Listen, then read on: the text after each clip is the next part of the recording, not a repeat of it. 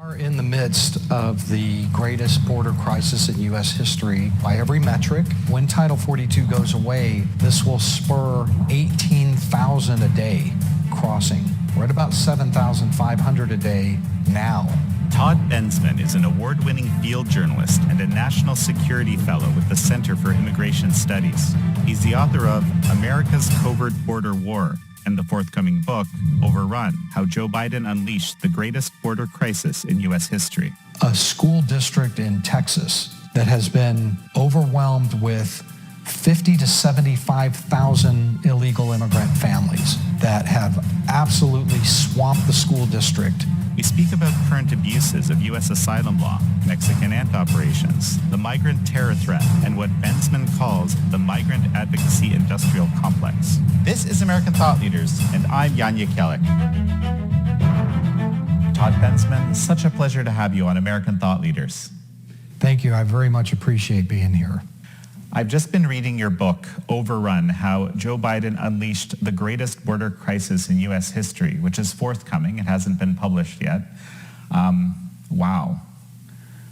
I understood from the reporting, for example, of Charlotte Cuthbertson, our border reporter, and many others, that there is a dire situation at the border and all sorts of related issues.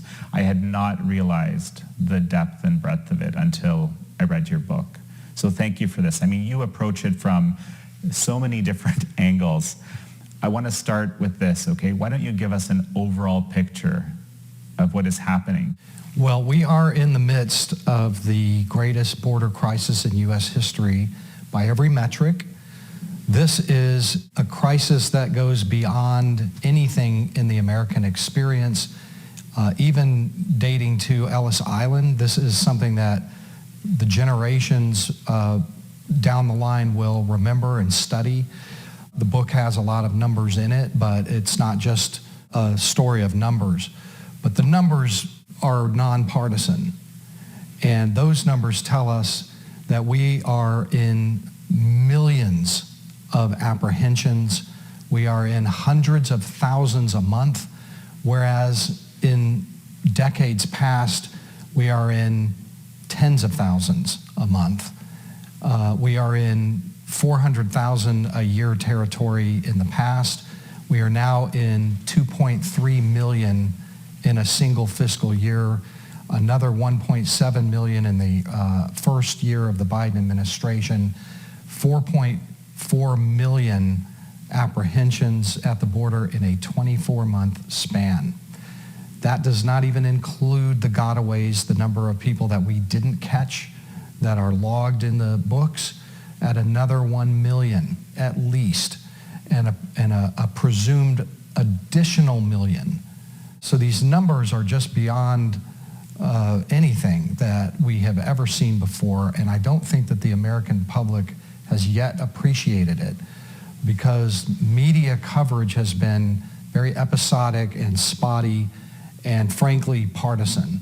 The purpose of the book is to frame this in not just numbers, but in the human story of what's happening here, because these are real people that are coming. This is an impact that will transform America. One way or another, you're saying basically in the book, like that impact is happening no matter what happens, even tomorrow. It's too late. We are in this now. The book is a marker of up to a certain point, because this is still very much an ongoing crisis as you and I sit here talking about it and as the book publishes. But we have to understand how it started and how it got to this point in order to change the trajectory of it if we want to as a country. You mentioned some very large numbers moments ago, but the bottom line in terms of how many illegal immigrants are in the country at this point within the last, let's say, couple of years, what is that number? It does get a little bit complicated, because there is a Trump-era expulsion policy. Title 42 is a pandemic-era measure that was put in place by Donald Trump that allowed the Border Patrol to immediately expel all people that they apprehended at the border back into Mexico, where they can turn around and come back again, but there was this constant pushback. The Biden administration maintained Title 42 and still does even to this day that we're talking, but has dramatically reduced the number of people that push back. So the 4+ million that have been apprehended were not all let in.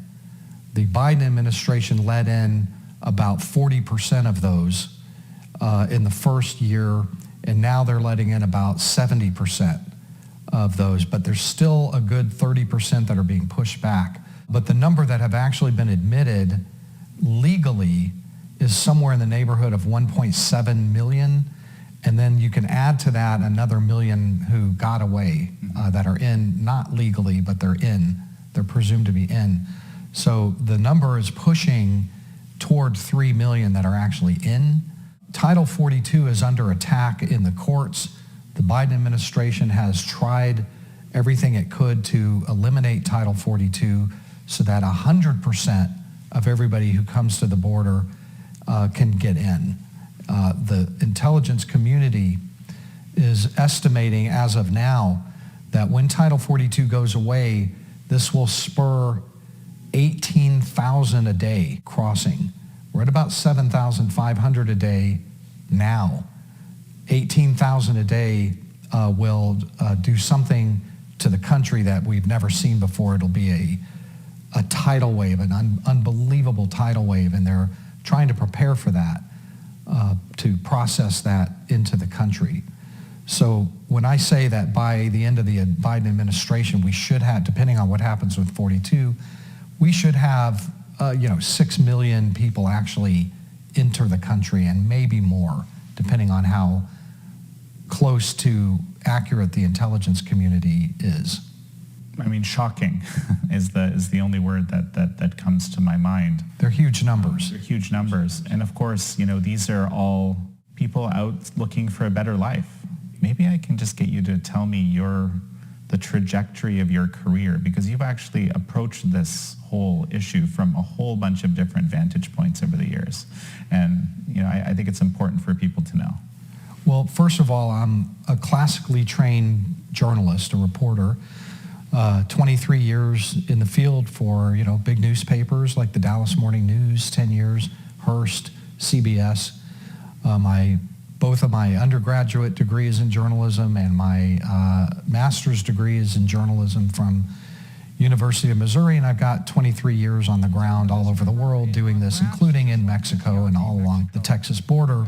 And after my journalism career, I was recruited to join the Texas Department of Public Safety Intelligence and Counterterrorism Division here in Texas, where I sort of disappeared and went anonymous and was an intelligence practitioner that worked primarily on counterterrorism issues in the Texas Fusion Center with federal partners, but substantially targeting border issues and illegal immigrants crossing the border who are coming from Middle Eastern countries and places where terrorist activity is pretty prevalent. So that was an intelligence project and program that I did for all 9+ years that I worked for the agency. More recently, in 2018, I recruited to join the Center for Immigration Studies, which is a think tank out of Washington, D.C. I took that job and have kind of full circle back to reporting and writing and communicating above board, overtly about the border. And I come at this from a perspective of a Homeland Security practitioner. So I look at this as a national security threat. I can't help it. It's a Homeland Security issue. But I also come at it from the perspective of a journalist who's classically trained in balancing information and presenting stories in the most honest possible way that I can, even though it's such a partisan issue. So that's kind of where I come at it as a storyteller with journalism background, but also, I'm law enforcement guy. I'm a little bit blue in the law enforcement arena. I can't help that. I know too much. Well, so what is the threat of national security threat of 6 million people, let's say, being in the country? So the major problem with having a border that is this out of control at this level of utter pandemonium is that people arrive at the border often without identification. We have no idea who any of them are. They can tell us, my name is Mickey Mouse and I'm from X country, and we let them in without any idea of whether their word is true and sound and verifiable. And that's really the problem. It's a stranger danger issue from my vantage point. And when you have people coming from 150 different countries, from all over Africa, where there are war-torn tribal militias, committing atrocities against the civilian population, or you have people coming from Syria and Iraq and from China and from places that are adversarial to the United States. You have spies, espionage problems, war criminals, and terrorists. And when 900,000 or a million and a half people crossed without even being detected, you can't even run their fingerprints, that is by definition a major national security threat to America. So, you wrote a book previously which focused a bit on immigration, especially from the Middle East and some of the issues associated with that. Very briefly, right? Because I want to focus on this new work, but what did you find? So America's Covert Border War encompasses almost everything that I know about the terror threat of people crossing the southern border trying to infiltrate our external guarded perimeter from countries of national security concern. Like in Syria, there's 40 plus countries where we know there are terrorist operatives and organizations. The issue with people coming over the border from those places was addressed after 9/11. The question of it, the threat of it was addressed after 9/11 in the form of counterterrorism programs that are elaborate and expansive and are all along our border and beyond, all the way to the tip of South America, that the American people have never been told about. The book is an expose of those programs, what we did, what we're still doing, what we're supposed to do, and how those programs so far have protected the American public from an attack from that southern flank. The book, I think, is still relevant in the context of the current crisis, because now we know that the greatest number of people on the FBI terror watch list have crossed the border in this crisis, have been apprehended that we know of, who are already on the watch list. As of the time we're talking here, it's probably about 125 who are already on the watch list in a 24-month span. When I was working in intelligence, this was what I did. I worked on this project. I put everything that I know into the book that would not get me put in prison. This is really the most information about that threat issue that is available out there. Because remember that the American media establishment denies that that's a problem, that it's even happening. When Donald Trump came out a few years ago and said, hey, there are terrorists crossing the border, I know it, they laughed him out of town, they ridiculed him, they did fact checks. But now the Biden administration puts it up on their .gov website, how many terrorists cross the border every month. So they can't say that anymore. In the context of the border crisis that we have now, these programs that I write about in America's Covert Border War are off the rails. They are absolutely degraded and not happening now. And I believe that the country is at a greater elevated threat from that than it has ever been since 9/11. You write extensively, you dedicated basically a chapter to this, talking about how the U.S. asylum system essentially incentivized lying incentivize people to misrepresent their reality so that they can get in if they know how to do that. So that just everything you just told me right now troubles me even more so knowing this. That's right. The key to border security in this country is the way our asylum law is written and used and abused on a massive scale. It's set up so that regular economic migrants who just want to work can use this to get past Border Patrol, to bypass congressional statutes that require their deportation. And there are NGOs, there are non-governmental organizations and American lawyers who are down there all day long teaching them what to say, what not to say, so that they can pass the initial screening that gets them into the country to stay forever. That's really the problem with the southern border is the U.S. asylum system. It has to be eliminated completely and rebuilt from scratch in order to prevent these mass migration crises. We'll never get past this until we utterly reform from top to bottom the U.S. asylum system and the law behind it. People who are crossing the border in this crisis understand, and the people that want them to cross understand the vitality, the crucial function that asylum plays in enabling this mass migration. You just have to say, I want asylum, and you're in. But to eliminate the asylum law altogether, that seems awfully, I guess, extreme and cold, frankly. Right. Well, I'm not saying eliminate it permanently. I'm saying put this thing on ice and rebuild it so that it can't be abused in the way it's being abused. And I'll give you an example. One of the highest volumes, nationality volumes that come into the country are from Guatemala, from the Central Highlands of Guatemala. Well, the Central Highlands of Guatemala is a poor area. It's indigenous peoples live subsistence kind of hand to mouth. They have small farms like generations before them.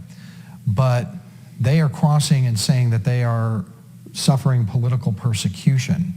I went to the Guatemala Highlands to see what was going on there, and what I found were that the people that are crossing the U.S. and claiming government persecution are actually going sole purpose of building huge houses in their home villages so that they could return to these and live in them. People who plan to return to your home village are not asylum seekers.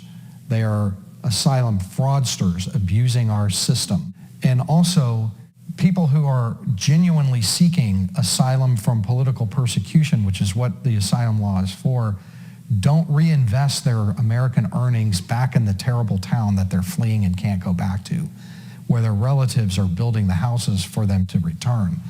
I was there, I interviewed many people who are building these houses, and they make no pretense that there is any problem in their villages. They're just poor people. That is not what the asylum system is built for. The asylum law was put in place for people who are fleeing North Korean gulags, or Jews fleeing a Nazi situation, or you could even argue people that are being imprisoned in China who could manage to find their way here. The other thing about it that people forget is, we have a lot of people coming from Africa right now, from war-torn places, terrible places. I grant you that. Nobody wants to live in Haiti. Nobody wants to live in some of these war-torn countries. But if you are crossing 10 other perfectly safe countries first to get here, your argument that you're coming for asylum is deeply undermined, because when you are truly drowning, you don't decide which of the 10 life rafts were thrown at you to grab is the best one. You grab the first one. That's not what's happening. These journeys are planned. They are rational choices that are being made for economic reasons, because the United States is the best place in the world to live. It's certainly understandable that people would want to improve their economic fortunes and live in a country that kind of works, has a court system, has police that actually do protect and serve. But our asylum system is not the way to do that. There's a legal way to do it. And it is a crime to lie to government officials about the persecution that you suffered and that you're coming here for to escape certain death. You know, you mentioned Haiti, and you cover Haiti in the book quite a bit, and especially this program actually that the Biden administration had to send people back to Haiti. Let me just start by saying that the majority of Haitians, I would say not just the majority, but the supermajority of Haitians that have crossed our southern border to claim asylum already had asylum in two countries, Brazil and Chile. Those governments gave Haitians full residency, full work authorization, and there actually was work. They were making money, they were secure, they enjoyed those countries. I've interviewed many, many dozens, I would say hundreds of Haitians. When they get to our border, they tell the media and they tell our asylum officers that they're coming directly from Haiti when they've been living in these other places for years, 3, 4, 5 years, with asylum already. So the foundation of their claims for coming here are already compromised. It's a lie. And how are you so sure that all these people have asylum already? Because they throw their identification on the ground just before they enter, and we can find them. They're everywhere. You can fill grocery bags with these. These are Chilean residency cards that have Haitian faces on them. They try to destroy them. This one's burned. These are evidence of asylum fraud, because when Haitians get caught with one of these, they're not going to be admitted into the United States. So they try to burn them, they throw them in the river, and the ones that get thrown in the river wash up on the ground, or they just throw them on the ground on the Mexican side, and anybody can go down there and scoop these up. That being said, so many started coming into the United States all at once because they told me the Biden administration made it possible for them to be admitted legally when they showed up. So they pulled up stakes in Chile and Brazil and took advantage of it, of course. They're rational people, and they're making economic decisions based on pure logic. If you know that you're finally going to get in, they're going to let you in, you're going to upgrade. I had one Haitian explain to me in Costa Rica as he was moving through. I said, how did you compare life in Chile to life in Haiti? And he says, it was 1,000 times better. So then why would you give up a lifestyle that was 1,000 times better than Haiti to come to the United States? And he says, because the United States is 1,000,000 times better. Now, they came in such huge numbers in such a quick time that it caused a political crisis for the Biden administration. They had a political problem with a massive encampment that formed 15,000 Haitians under the Del Rio, Texas bridge in September. And it wasn't going away. They kept piling in from Mexico and through there. I was there for the entire period of that, inside the camp and in Mexico, and interviewing them all around. I interviewed the U.S. ambassador to Haiti, who was appointed by the Biden administration just 2 months earlier. And he told me on the record that the Biden administration decided that it had to close that camp because a year later we would have the American midterms. They couldn't still have that camp around on the banks looking like that. So they decided to shut it down. The primary way that they decided to shut it down was by using a Trump-era tactic that has been roundly criticized by liberal progressives, and it's air deportation to Haiti, of all places. Remember, these people were not living in Haiti for years. Nobody wanted to, the worst nightmare for those particular Haitians was to be returned to Haiti. The problem is that they had to have the government agree to take them in Haiti. And Haiti's president had just been assassinated. So there was nobody there. But they were about to have elections, democratic elections, the first time in years. And it was scheduled for November 7th, just a couple months later. Everything was set. The Biden administration decided to scuttle those elections, to scuttle that democracy, and to anoint a dictator, Dr. Ariel Henry. And they installed him because he agreed to take the Haitians from that camp. So in order to get rid of a potential political problem for the administration, Haiti ended up with a dictator and the loss of their promised elections. So we deported by air, ice air, thousands of those Haitians back to Haiti, not to Chile, who wouldn't take them, or Brazil, but to Haiti. So naturally the camp collapsed under that because the Haitians fled that weren't being deported. When the first ones hit the tarmac, the cell phone selfies got going, and those Haitians fled by the thousands south back into Mexico to escape even the possibility of ending up back in Haiti. Dr. Ariel Henry is still the de facto leader of Haiti.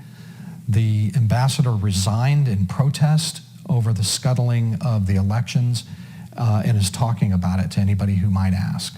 You have a chapter called The New Theologians in the book. You know, this actually brings in a huge area of interest that I have beyond the border. Why the new theologians? For one thing, in a book like this, you have to give the big why, the big W. And when I speak to media or audiences, I'm constantly asked, why are they doing this? People really need to understand the why of mass migration this size, this epic. And the answer is that there is an ideology that has been around for 50 years that believes, that holds that traditional national borders are an anachronism, that they are obsolete. It's an ideology. And it's so profound now that it's almost like a religion. The people who adhere to this idea that the world should be borderless, that people have an inalienable right to migrate wherever they want, when they want, outside of any regard for what the nations that they're entering want. The Democratic mainstream has always rejected this. The Democratic Party has never believed in elimination of immigration law, elimination of deportation, the elimination of detention, abolish ICE. This is a faction, it's an ideological faction that is an extreme fringe part of the Democratic Party coalition that have always been sidelined. Their ideas have never been able to gain traction. But what happened was Donald Trump, he came in and he energized that faction to such an extent they were empowered.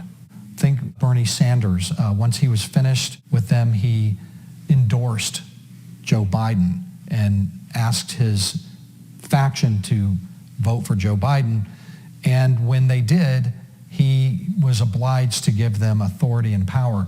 When it came time for the presidential primary debates, the things that they were all saying universally were in deportation, in detention, do not abide by current immigration law, it's inhumane.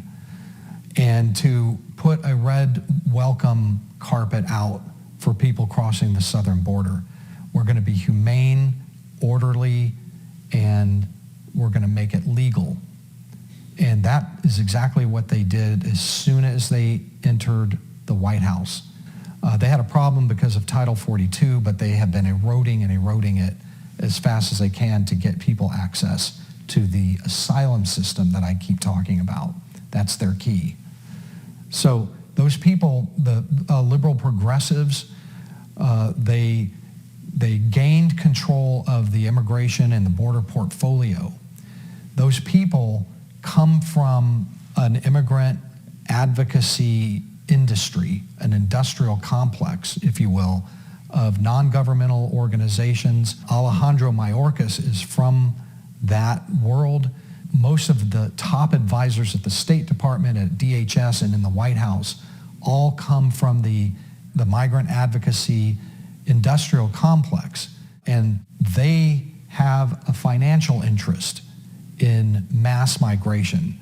They gain government contracts that are worth hundreds of millions of dollars. And when they don't have government contracts, they are fundraising based on this emergency that is created. We must have funds to help us resettle these people, to help them get their footing, et cetera. So there's always a financial bottom line in this, but it's never pitched like that. You'll never hear it like that. What you'll hear is that there is an inalienable right for all people of the world to go wherever they want, and it is inhumane to stop them. Immigration enforcement is cruel and punishing. Deportation is even more so.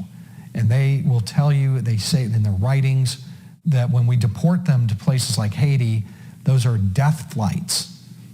That our detention centers are concentration camps, and that ICE agents are concentration camp guards. We saw this throughout the riots of 2020 in the placards and the graffiti, abolish ICE. ICE and detention center is Nazism, embodiment of Nazism. And the presidential candidates who were mainstream, most of them were kind of mainstream on the left, but Kamala Harris and all the rest of them incorporated those street placards and the graffiti right into their immigration platforms. You know, something that you recently have exposed is, there's actually people being let into the country that are illegal immigrants that have been pre-approved for entry prior to hitting the border. I can't even believe I'm saying those words, but explain to me what's going on. Well, Alejandro Mayorkas comes from he is a new theologian. This is his religion. He comes from that segment of the coalition, and he has said from the beginning, he has parroted their demands, which is to create a safe, orderly, humane, legal pathway into the United States over the border. And they have set about systematically creating those pathways. There are two things that they did. One is that the administration has sent emissaries to Colombia, Panama, and Costa Rica, bottleneck places on the migration trail that are very dangerous and deterring on their own, and has cut deals privately, secretly, confidentially with those governments to allow immigrants to bypass the danger parts and to reduce the time through the jungle on the pathways from a week to 10 days to like 48 hours. With the assent of the Panamanian government, which has agreed to pull its patrol boats off the rivers and out of the way of on the ocean route to allow these migrant boats to pass further up and avoid the most dangerous parts. That is creating a safe pathway, just like they said. But it also will invite far more people to do it because it's less dangerous. So those are in place now as we speak. I've written about that. The Darien Gap, which is a notorious passage, is no longer the notorious passage that you think it is, that people think it is. They've cut it short now. The other thing that they are doing is have created legal pathways. They said they would do it. They're doing it, which is to say that immigrants who were planning to cross illegally can now get in a queue all along the border on the Mexican side, and then the Mexican government will, in coordination with the American government, provide legal permission to cross at a port of entry. And once they do that, they are then given permission to work and to go anywhere in the country that they want until one day they might apply for asylum. The asylum that I've been talking about all along, which just enables them to stay forever. Many of them won't even bother applying for asylum. It'll be come and get me. So that legal pathway has been developing all through 2022, very secretively. There is no advertising going on, but it is happening now at ports of entry from the Pacific coast, Tijuana, all the way to Brownsville at the Gulf of Mexico. Probably at 7 or 8 different ports of entry so far, thousands upon thousands a day being crossed in legally through the ports of entry. And it shouldn't be a surprise. Mayorkas is telling us all along, we are going to create legal pathways to cross the southern border. That's unprecedented. Nothing like that has ever happened in the annals of either party. That is not democratic mainstream thought or policy. That is something truly extreme and also legally questionable, because the authority that they're citing for allowing these people in large numbers is called humanitarian parole. Humanitarian parole is in the INA. It's an allowable authority, but on a one-off basis. A guy is sick, struggling up the riverbank. We're not going to deport a guy with missing a leg or whatever the situation may be. And in that one case, we'll issue a humanitarian parole. This administration is using humanitarian parole for massive categories of people all at once. There is litigation that probably will end up before the Supreme Court. But in the meantime, they're issuing this as the main legal document that has allowed probably 1.5 million, 2 million people that have been brought into the country over the borders into the country. Well, what this does is it makes it safer, because now they don't have to pay cartels to cross. They just enter a shelter system, and the Mexicans escort them to the Americans. I was allowed exclusive access into a Mexican shelter where they're doing it. I interviewed them. I interviewed the people, the Mexicans that are in charge of the operation, 3 different shelter managers in Tijuana and Mexicali who said, we can't keep up with the demand now. We keep having to expand our shelters, add new shelters, because selfies are going back to the village by cell phone, and hey, they're letting us in, and we don't have to pay the cartels. It's cheap. Everybody come now while the getting's good. So I expect that the remaining couple of years of the Biden administration will feature a significant percentage of border entries that come in this way. But you can't put a news drone overhead. You can't see it. And so the American people would not know about this. And you certainly don't see them on the other end when they board buses and head to cities across the United States, right from the ports of entry. They're very excited about this. So, when you're talking about, people being put on these buses across, I'm reminded of something we talked about off camera, which is these ant operations, as you described them. So how does that work? Okay. Remember, most presidents have some kind of a surge or something happens, but they don't want it to happen, so they work hard to reverse it. Under this administration, it was the opposite. For the first time, an American president encouraged it and said he didn't want to stop it and wasn't going to stop it. But by that, do you mean what's called la invitación? Is that what you're talking about here? Yeah, well, La Invitación came to me from a smuggler that I interviewed in Ojinaga, Mexico. who worked for the La Linea cartel. Just a couple of months into the administration, business was booming in an area where it had never boomed before. And I asked him, to what do you owe your incredible prosperity? And he said, La Invitación. I said, what do you mean by that? He says, Joe Biden issued an invitation to the whole world to come, and they have not stopped coming. We've never seen anything like this. So that's where I come up with La Invitación, because it really was an invitation. The specific policy that he was talking about was an early one that the Biden administration did, which was to suspend all interior deportations, something that has never been done. No Democrat had ever done anything like that. And when the word went out to the world that if you could get past Border Patrol, which is a 100-mile zone of jurisdiction for Border Patrol, you would never be deported. You would never have to worry about deportation.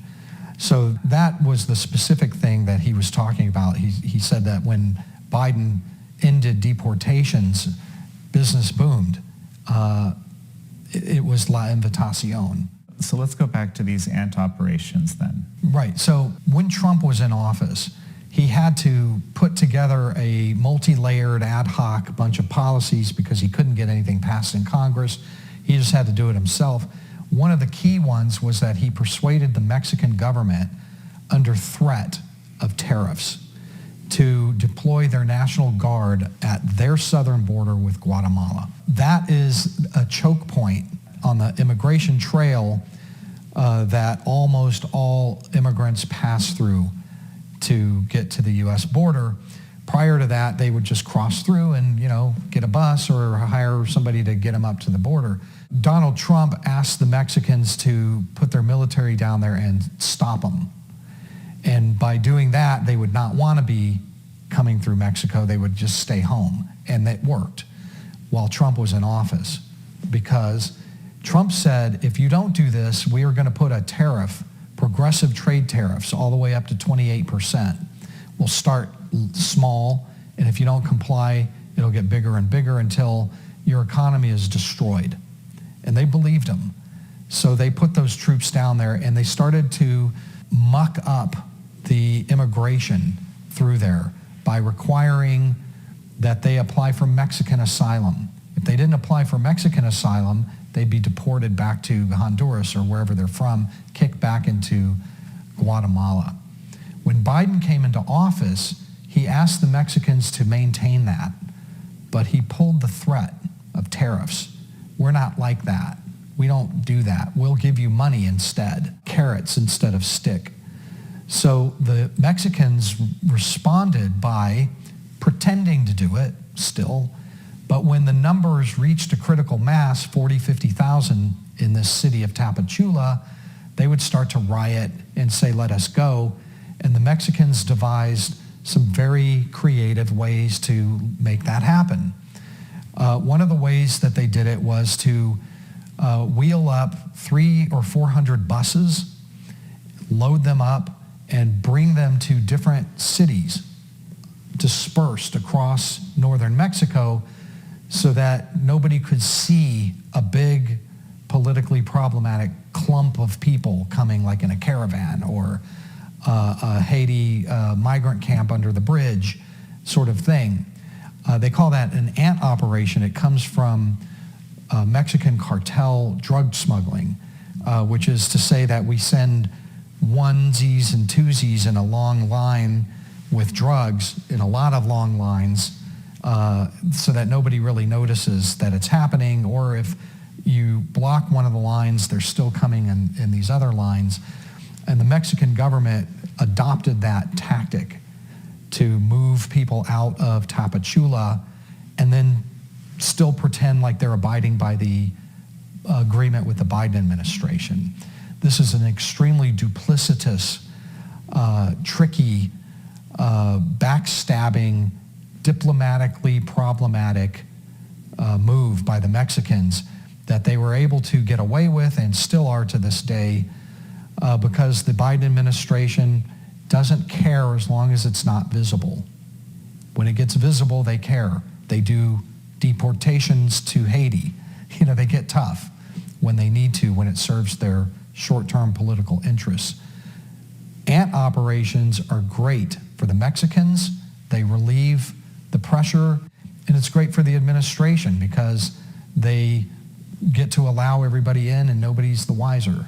How do you get people to talk to you, to tell you that they're involved in these things? I mean, I would imagine people would not want to talk to you and expose, these types of things happening. Well, by just being on the ground, you have to go to the places and interview the people that are managing these problems. And on the ant operation, the first time that I really realized it was on a trip to Tapachula, and I interviewed the city's main newspaper publisher, who described the whole thing to me, laid the whole thing out. He says, here's what they did. They handed out these special visas, QR code visas to everybody, and gave them a few days, and we wheeled up buses, and you had to show your QR code to get on a certain bus that went to a certain city, and he explained the whole thing. And then later, you could find these QR code visas on the ground in Texas, discarded. So, wasn't very hard to put it together. And then, you could interview the immigrants who had these QR codes about what happened. The first time that I really saw this happen was the Haitian migrant camp crisis, because when I asked the immigrants themselves, why did you guys all show up at once? Which seems like an obvious question. And I spent a couple of days interviewing dozens of Haitians. They all had the same story. We were stuck in Tapachula. They wouldn't let us go. And we rioted. We had riots day after day after day. And there was a big national Mexican holiday coming called El Grito. It's a week-long celebration that goes on all over Mexico. And they were coming up the next week. And the Tapachula and authorities and the federal authorities felt like this was going to interrupt the celebrations. So they wheeled up buses and said, go, whatever applications you had, don't worry about it. You're clear to go all at once. And the buses went to Del Rio, because Del Rio happened to be a spot where the cartels are not charging to cross. It's one of the few spots along the border where you can get over free. You could cross yourself and nobody will kill you for it. And they all knew about this. So on social media, and the Mexicans let them all go to make a national holiday happen in Tapachula. If Donald Trump had been president at that time, I think that there would have been repercussions, but there were not repercussions. And so the Mexican government kept doing it. They did it again and again and again in different ways. They used the QR codes the next time because they didn't want a clump showing up. They made a mistake with the Haitians because they showed up in a big clump under the bridge. So the next time they did it were with the QR codes, so they showed up and scattered all along the border. This is an incredible body of knowledge that you're sharing here. And, I will encourage everyone to actually pick up your book and read it, because we've only just really scratched the surface here with some unbelievable stories. On the one hand, you're saying that things have been changed irrevocably. On the other hand, you're saying that there is hope. And what do you see there, and what do you think needs to happen at this point, given the body of knowledge that you've just exposed? Well, for one thing, immigration, especially illegal immigration, the factors that shape it are not well understood. The American people don't understand how it works, why what happens is happening. And until they do, they won't really be able to weigh in that something wrong is happening or something that you like is happening. But the mass migration crisis is going to be felt eventually by everybody in the country. Their school districts, their health systems and tax rates and everything. They're going to feel this. and they'll have a choice at the ballot box in 2024 after 2 more years of this and millions of more people. And lawmakers will need to make choices and draft laws that will hopefully meet the demands of their voters one way or another. And my feeling is that the Democratic Party, which is responsible for allowing its progressives to do this, that the Democratic Party really does not want this. The Democratic Party has never been for any of this. Barack Obama, they used to call him the deporter-in-chief. Recently, he was quoted saying, "This is not sustainable. We can't have a country that just lets everybody in." And Bill Clinton recently said the same thing in an interview. He said, "We can't, this is wrong. We can't do this." And I think if the Democrats maintain power at the ballot box, that the pragmatic rebels that I write about in White House Rebellion, the chapter on White House Rebellion, will be given the power that they need to overcome the progressives and reverse this. They may do it voluntarily without even having to get voted out.